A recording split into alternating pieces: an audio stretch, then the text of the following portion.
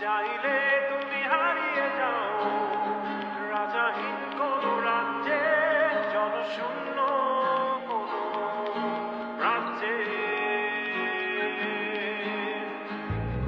যদি চাও